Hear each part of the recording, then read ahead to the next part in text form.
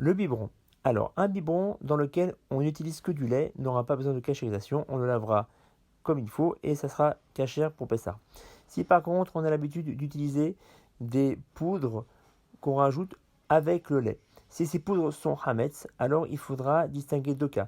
Si on a pris le biberon, on a mis du lait et de la poudre et qu'on l'a fait chauffer au micro-ondes, et que le lait est devenu brûlant, à ce moment-là, pour cachériser le biberon, la tétine, il faudra prendre une marmite qu'on mettra sur le feu, et une fois qu'elle sera à ébullition, on y trempera le biberon et la tétine.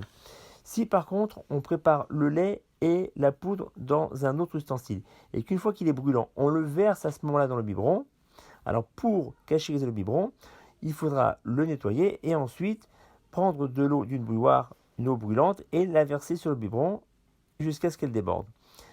Bien évidemment, avant de procéder à cette cachérisation, il faudra attendre 24 heures sans utiliser le biberon et le nettoyer méticuleusement.